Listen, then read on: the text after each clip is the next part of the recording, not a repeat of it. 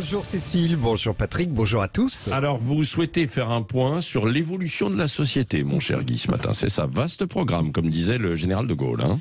Oui, vaste programme, en effet.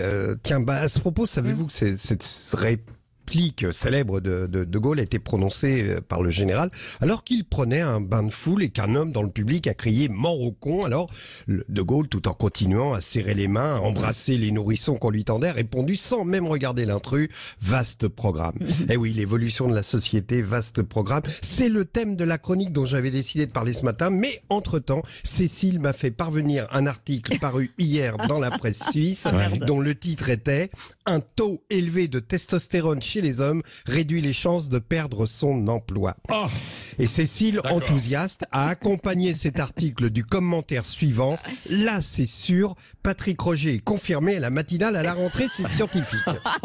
Alors, ceci dit, il est vrai que la voix de Patrick Roger constitue un symbole de virilité. Oui. Cette voix chargée de testostérone qui trouble tant les auditrices de Sud Radio, au point que selon les dernières études réalisées par l'INSEE à la demande du planning familial, le taux de fertilité des auditrices de Sud Radio est supérieur de 22% à la moyenne nationale, un phénomène uniquement dû à la voix de Patrick Roger. Savez-vous que dans le studio de la matinale, dès que Patrick Roger dit bonjour à Cécile, cette dernière défait instantanément le troisième bouton tandis que vous, mesdames qui nous écoutez, dès ces premiers mots, une transe lascive vous saisit, votre respiration devient saccadée, vous fermez les yeux en imaginant son torse puissant couvert d'une toison velue sur laquelle des gouttes de sueur qui perlent sous l'effort cherchent leur chemin.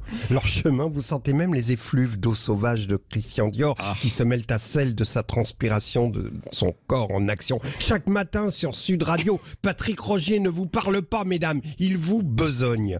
Un exemple. Il va recevoir tout à l'heure Sylvain Maillard, porte-parole de LREM. Que monsieur Maillard me pardonne, mais a priori, on ne peut pas dire que cette interview porte en elle un fort potentiel érotique. C'est même l'inverse.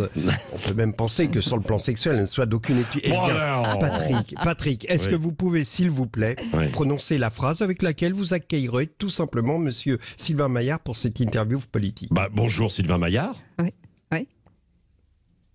Et vous êtes porte-parole du... Ah, et vous êtes... vous aviez une relance. Ah oui, j'ai pas vu la relance. Alors ça, je n'ai pas la suite. Hein, donc, tenez, Patrick. Bon, qu'est-ce que c'est que ce truc? Non, mais alors, qui dit des relances qui arrivent 2 heures dites après. ce que vous allez dire, alors, tout simplement. vous me prenez de court, je ne sais pas, je pense que je dirais quelque chose comme « Bonjour Sylvain Maillard », voilà, c'est ce que je vais dire. Vous êtes porte-parole La République En Marche, conseiller municipal dans le 9e arrondissement à Paris, etc., etc. Voilà. Oui, là on vient de prendre une minute, alors arrêtez Patrick, vous allez nous mettre en retard. Je suis désolé d'avoir installé une telle tension sexuelle, c'est un désastre. J'aurais dû continuer cette chronique consacrée à l'évolution de la société, dont l'idée m'est venue en apprenant hier que le stade Pierre-Mauroy de Lille allait devenir le stade Décathlon.